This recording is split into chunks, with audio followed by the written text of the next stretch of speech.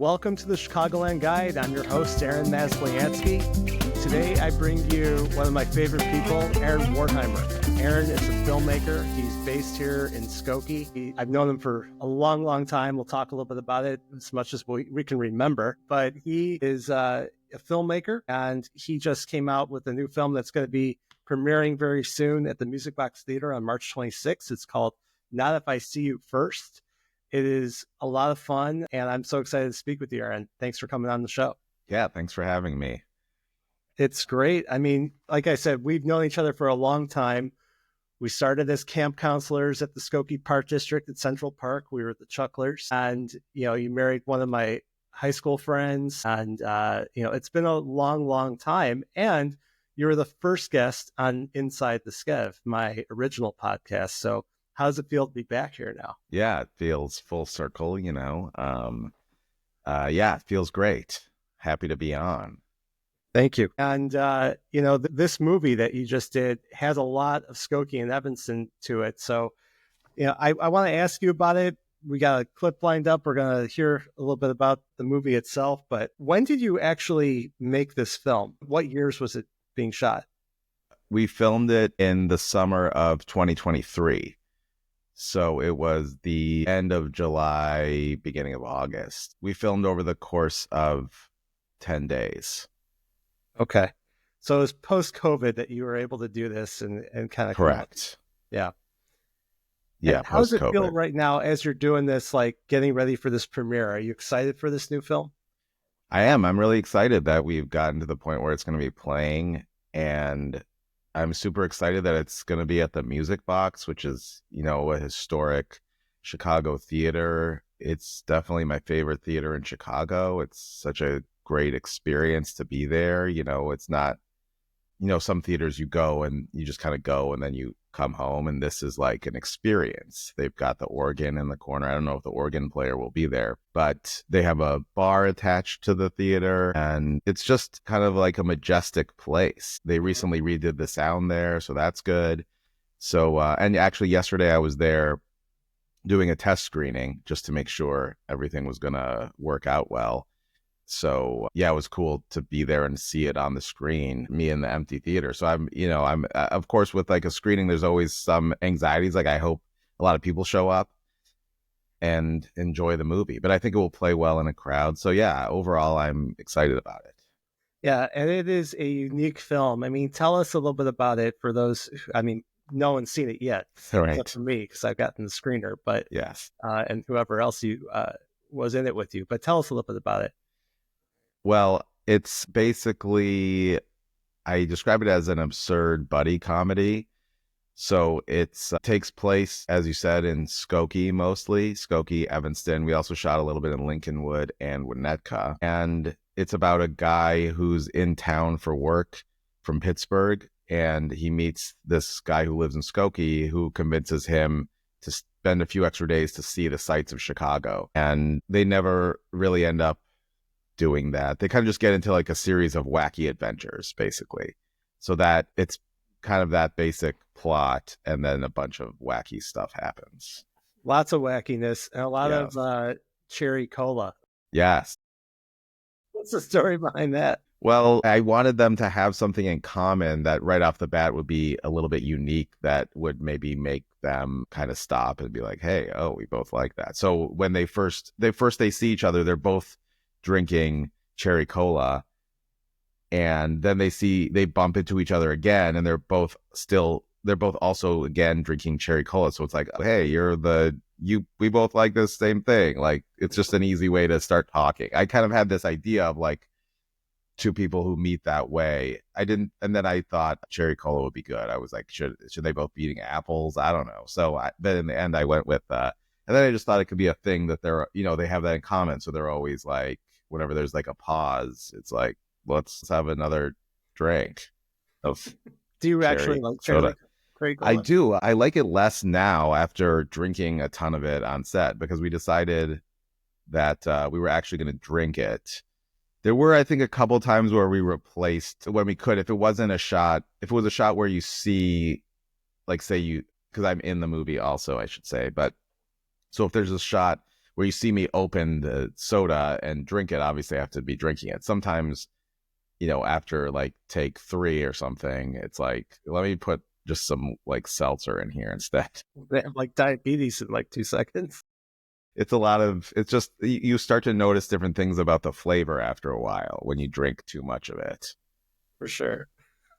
The aftertaste and whatever else. But yeah, but it does kind of bring you into like a state of like, what is cherry cola? What is this thing I'm drinking?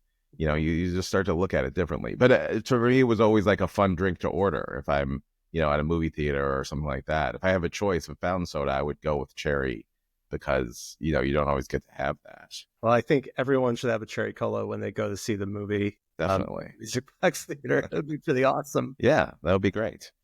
And then the film goes into a lot of different things. You have selective amnesia, and there's certain things you forget and you try to bring back your memory. How did you come up with that? So, yeah, I'm glad you asked that because with selective amnesia, it was basically, so my influences for a movie like this, like there's certain things that are movies, like I really like kind of like early 90s, early 2000s American indie movies. Like a lot of times they're kind of like a very basic plot, like 2 people meet and then a few things happen and then it ends, So I always like movies like that. But then I'm also super into Beverly Hills 90210, and I really like the melodrama of the show, and I like the characters and their relationships, but then also as the series progresses, it gets kind of more and more soap opera-ish, I guess. Yeah. And I was watching an episode while I was writing the script, and in this episode, Kelly got shot, and at the time she was shot, she was engaged to Brandon. She gets shot, and then she's in the hospital in a coma, and she forgets Brandon. She remembers like everything else about her life, but she forgets her fiance. And I thought that's such a funny scenario because he's kind of like, oh, I'm trying to like get her to remember me. And then she, of course, falls in love with like one of the other friends in the circle. And so Brandon is kind of like, I want to be supportive of my fiance who was shot and is in a coma. But at the same time, like, I'm kind of annoyed that she remembers everything except for me. So I thought that was just such a, like in the show, of course, it's played straight, but I thought it was a really funny scenario just to like have selective amnesia. I thought it was just like a funny thing. So I threw that into the script. Actual wife. Yes, like you forget, but then it's like I could just see it from the wife. It's like so annoying. Like, wait, so you remember like where you keep the yogurt, but like you can't remember me. Like you remember all these other things, why don't you remember me? So that's how that came to be. And Kelly, does she eventually get her memory back? Yeah, she does. A lot of tragic things happen to Kelly. She's caught in a fire. She has a cocaine addiction. She got shot, got amnesia. There's a lot of stuff that happened. She was addicted to pills for a while. There's a lot of crazy things that happen with Kelly. It's a heavy, heavy show. I didn't realize how heavy that show was. Oh, yeah. I mean, people go through a lot on that show. Almost everyone had a drug problem at some point. Brandon had a gambling problem, crashed his car. I don't know. Anyway, but yeah. I don't do it though. Yeah. You got to get deep in, like when you get to season 9, these things start happening. Yeah. And you've done a bunch of different films. You've had, you work a lot of times with similar actors, friends of yours, family members that you have. How is this film different? And did you enjoy like being able to really control so much? I mean, a lot of it's by your house. Yeah. So with this movie, I'd been working on 2 scripts at the same time, and one of them had a bigger budget. And then one of them, what turned into this script, it was just like a bunch, anytime I'd think of some random thing I thought was funny, I would just like make a note of it.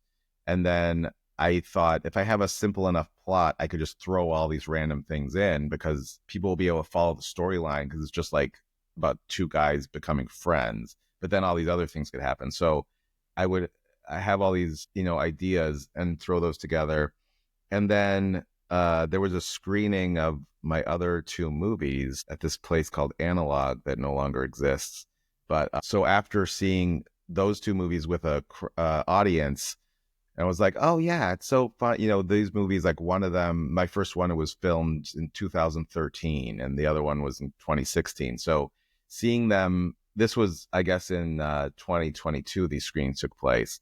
But so it was like especially the one from 2013, it's like, oh yeah, we shot this like 10 years ago, and now I'm seeing like this really captures that was filmed in Brooklyn. It's like this captured Brooklyn in that time, and that's cool.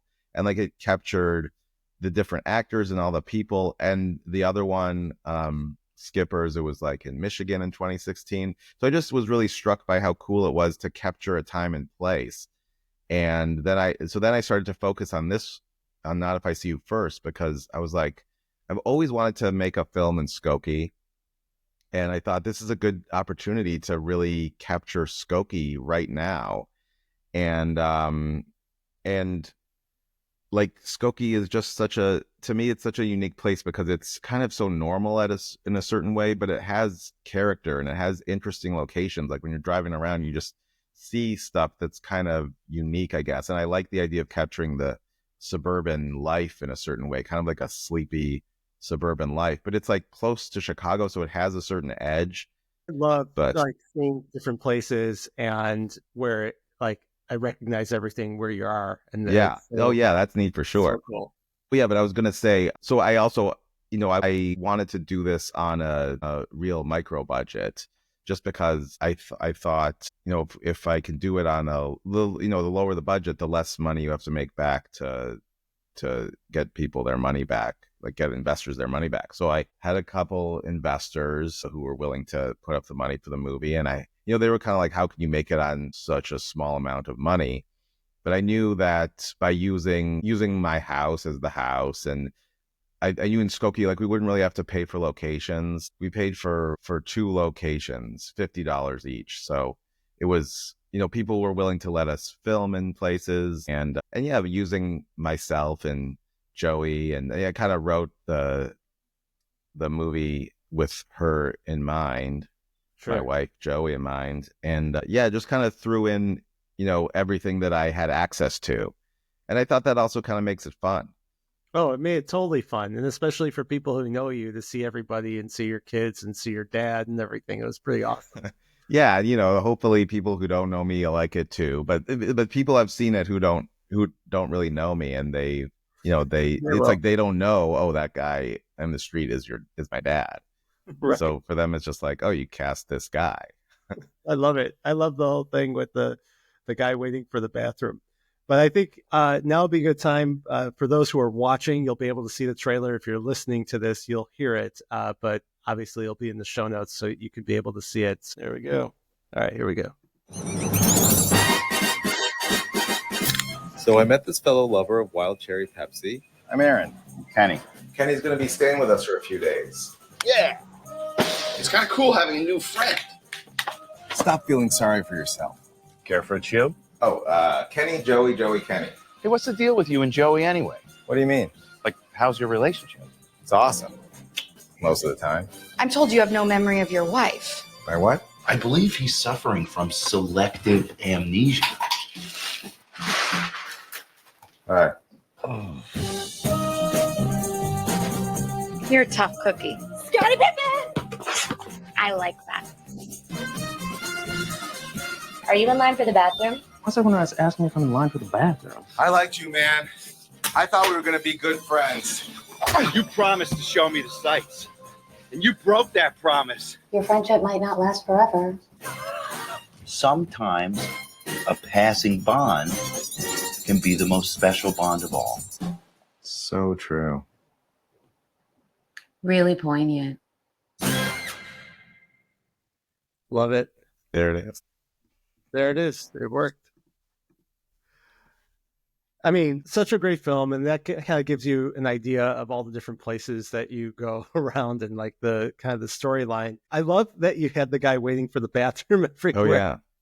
What was the story behind it? And that was based on something that happened to me, because I was in New York. I was producing this short film, and at some point I was we were shooting in this house in the Far Rockaways, and at some point I was in the kitchen with a few other people hanging out off set, and I was standing there, talking to somebody, and then someone just came up to me and was like, "Are you in line for the bathroom?" And I was like, "No, where's the bathroom?" And it was like, maybe 10 feet away from me.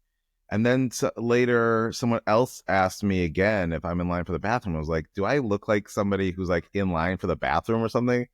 Why are people I'm not like standing next to the bathroom. Why are people asking me if I'm in line for the bathroom? It's so absurd. And then I was just talking to this other person on set, and we were talking about like, thinking like if it got more and more amplified, like more ridiculous, that you're like nowhere near a bathroom. Like, why would anybody possibly ask you that? So that was the idea behind that. Yeah, the best is in the alley. He's walking in the alley. Or right by your dad. Oh, yeah. That was behind my parents' house. Yeah, that's amazing. I love that. Yeah. When you go into some of these places, some of the coffee shops, you're in Backlot, you're in like the Forest Preserve, right? We Evanston, weren't actually in Backlot. Well, we kind of faked that. We're outside it, and then we actually filmed because I knew I didn't even ask them if we could film at Backlot because I just knew, knowing the place, like it's never going to happen because it's always crowded. They have the bathroom there, but they open at like 6. Because I usually like with a place like that to ask, can we shoot like before you open or something? Yeah. But so I didn't even ask. So we faked it in Skokie Valley actually because I knew they had, I thought that could look enough like a coffee shop. Yeah. And I knew they had the bathroom sign. Yeah. Yeah. No, that was a good idea. Yeah. And then you went into Squeeze Box also, right? Yeah. So they, Tim, the owner, he was super nice. We would chat because I'm kind of a regular there, big record collector. So I go there a lot and we chat. And at some point I like Facebook message Squeezebox something to like hold a record. And then Tim, I guess, like looked at my profile or something, was like, oh, you're a filmmaker, blah, blah. So we were talking about that. And then, so then I asked him, can we, film there before you're open? They don't open till noon. So it made sense. And he was totally nice about it, great about it. So we went there one morning before they opened and filmed there. That was really cool. Yeah, that was great. Did you give you any trouble with anywhere that you wanted to go or outside?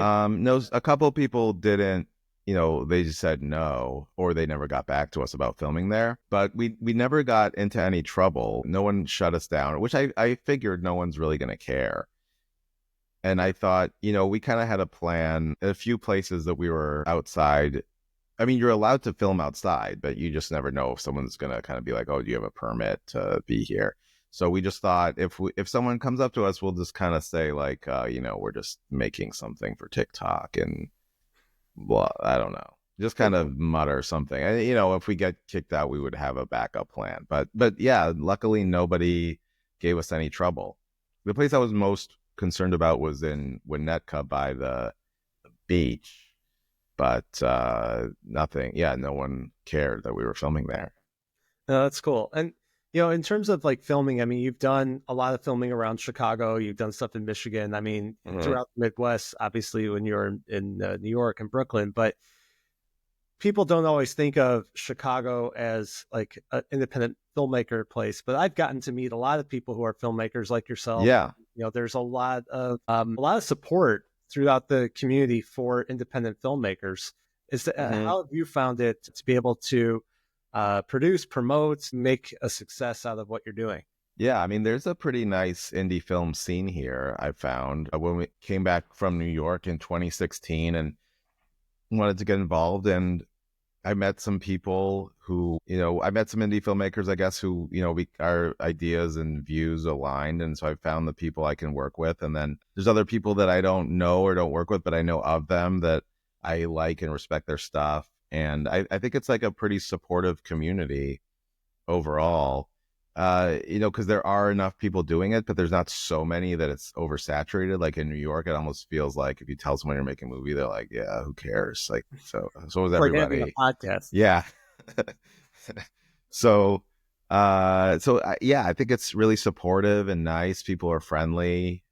And yeah, I found the scene to be good. And then there's places like the Music Box, or the movie's also going to be screening at the Wilmette Theater, and we'll try to get some others. But they're totally open to, screening a movie of an indie filmmaker, which is really nice that they also have that, community mindset, and they're open, and they're not just, it's not like there's these gatekeepers that don't allow you to show a low budget movie anywhere.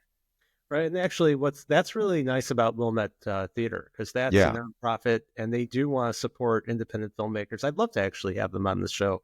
And I think I may, but that's a great theater. And I love how like the smaller theaters like have that feel, right? Doesn't it feel right for like an independent film? Yeah, it does. It's nice, like especially, yeah, the Wilmette or the Music Box. Like you just walk up and enter the theater. You're not like walking through a mall or something first. And I like that. And yeah, I go to see movies at the Wilmette all the time, and they've got good programming and nice. Yeah, it just feels nice sometimes to go to a theater that just has 2 screens maybe. And yeah, it's good.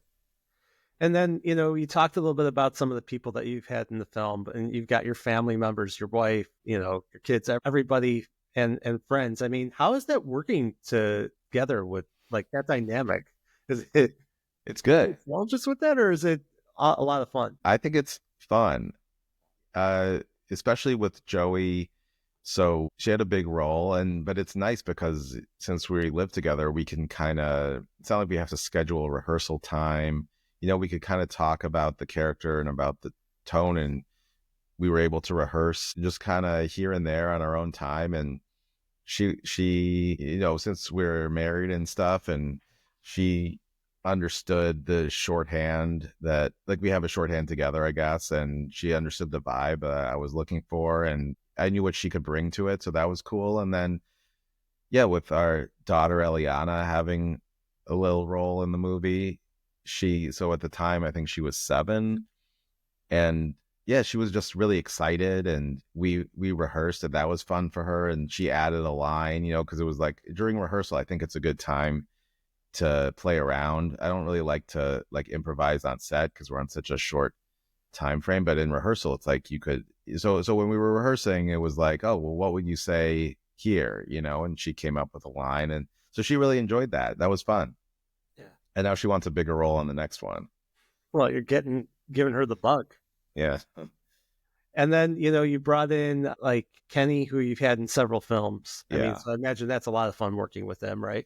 Yeah, that's always fun. And we have, I think, a good chemistry. And he was willing to do it because he lives in Pittsburgh and he's got a wife and 3 kids of his own.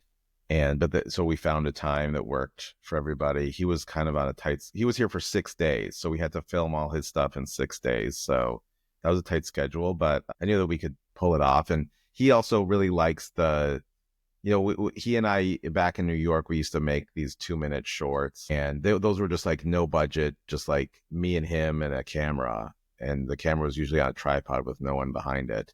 So we always both really like that vibe of just, because when you have a bigger crew, it's like everything moves slower, and there's just more people, more egos, more stuff going on. So it's kind of fun to have. I mean, this Not If I See You First had a small crew of like 10 people, but so he was definitely game for like the low budget, just kind of like shooting quickly sort of thing. It's more nimble. Yeah. And then you had your friend John in there as well. Yeah, I knew I needed somebody who was dynamic, and because his character is spoken about before you see him, which I always like when movies have that. So I knew, like, whenever you're talking about somebody before you see him, there's like a build up, so the person has to be like have a certain presence to fulfill that. So I thought, well, he's somebody that I think has a good presence that could be that guy.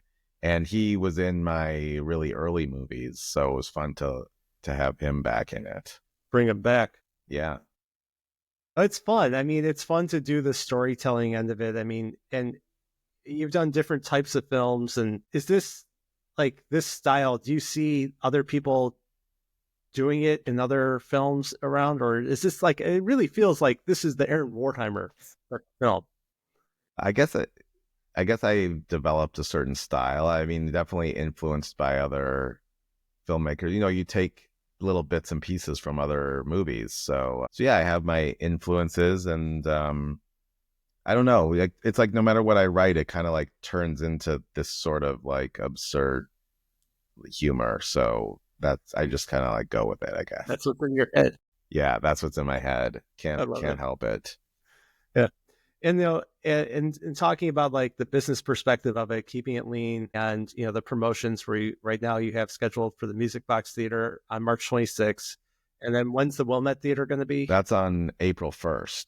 Okay, so April 1st, and then and we're going to try to set up some other screenings around here in Pittsburgh, and we're going to be screening in LA at the end of March. I'm not sure the exact date yet.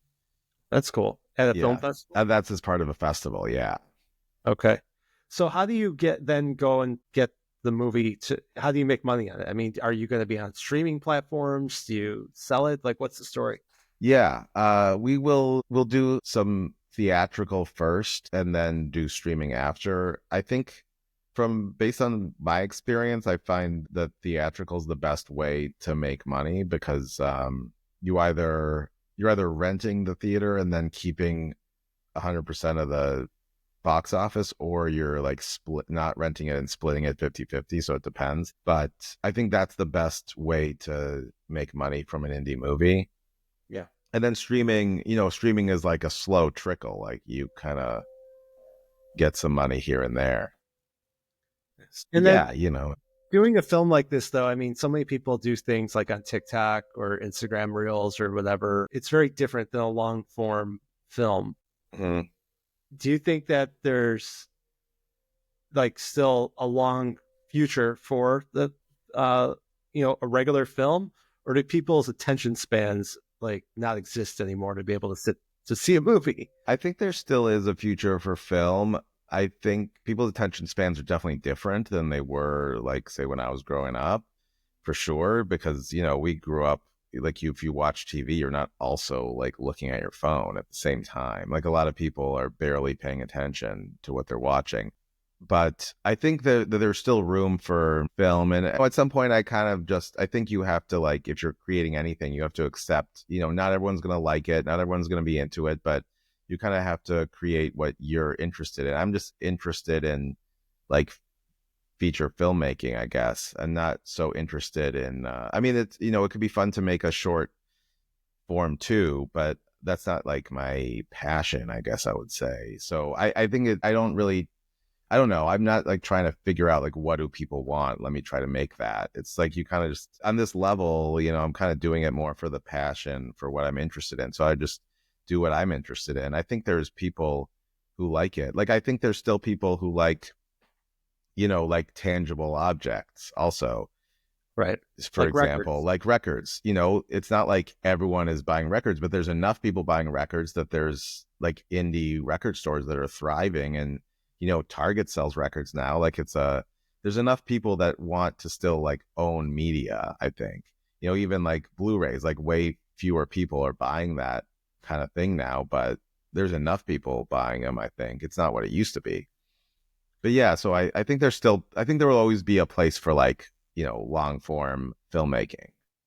I think there's something beautiful about it because you can actually pay attention and you can absorb a full story. And even like a record, like, I don't buy records, but I understand the reason why you'd want to. Like, it's not just the music, it's the tangible aspect. Yeah, it's nice to have the packaging and the feeling of, when you put on music, it's not just like, let me put on like a Spotify playlist and we'll just play forever. It's like, there's a finiteness to it that's nice, and you have to take the record out, put it on the player, put the needle on, and that's like a really nice feeling, I think. And it's like yeah, right. It's a ritual, and you're really like doing it, and you can listen to it that way. And I think, with like a movie in a theater is just a different experience from seeing from at home. I mean, there's some movies that play really well at home. I think this one will play fine at home, but I think it'll be fun in the theater, to see a movie like with a crowd is always just like a different experience, a communal experience. I mean, there's certain movies definitely I've seen lately, like say like The Brutalist or something. Like I can't imagine watching this at home, like 3.5 hours long. But in the theater, it's great, and it kind of helps people focus, especially now. Like, hopefully, you're not looking at your phone in the theater, and right. so yeah. You know, it's funny. It's like when I saw 2001 Space Odyssey at the Music Box Theater, they had it playing there, but I had seen it before, like on DVD back like in college. But the experience seeing it there as compared to seeing it like in an apartment. Yeah. It's amazing. I mean, like you said, it's not just watching the movie. It's being the experience of being there in the theater, being present for the actual event. Yeah, and when it like washes over you in a theater, it's just a different thing than being at home looking at a screen and maybe in the corner of your eye you're also seeing like a pile of papers or something, or like your dirty dishes or whatever. You know, I don't know. It's just a nice feeling. I agree with you. Well, this film is a ton of fun. I hope everyone goes to see it. And again, March 26th at the Music Box Theater, and then April 1st at the Wilmette Theater. And where should people go to be able to find out more? Well, so on the Music Box website, I don't know if the link will be connected to this in any way, but basically you could go to the Music Box website and there's a listing for the movie for Not If I See You First on there. Same with the Wilmette Theater. There's a listing on there for wherever you could buy tickets. So yeah, you could buy tickets through the platform, and there's on the Music Box site, there's a link to the trailer and whatever other information you need. There's going to be a Q&A after the movie at the Music Box with some cast and crew. Nice. So I think that will be fun. And we're showing a short film beforehand that was written and directed by Michael Glover Smith, who's a filmmaker friend of mine. And that's a really good 8-minute short. So yeah, I think it'll be a great night. It'll be a ton of fun. Well, I'll have in the show notes the links to be able to see that. Okay. And then where should people follow you on Instagram so you can get what is my Instagram name these days? The True Real Aaron Wertheimer. You could actually, I would suggest, I don't know if you need to follow me necessarily. I would suggest following Not If Movie if you want to follow the movie. But you're welcome to follow me too. I'm always, I have 215 followers right now. Well, let's get that number up. Yeah, Instagram told me if I get to 250, then I will get a badge of some. I don't know what the badge is. I think I don't know how I get the badge, but it said I will get a badge if I get to 250 we're followers. We're going to get you that badge. It's going to be 35 away. Yeah. Everybody who follows the Chicagoland guide has got a file. So actually follow me, please. Yeah. The True Real Aaron Wertheimer. We'll do it. Well, Aaron, this has been so much fun. Great catching up. And the movie is great. So everyone go ahead and go see it. But thanks for your time today. Yeah, thank you. Thanks for watching it. And thanks for the interview. My pleasure.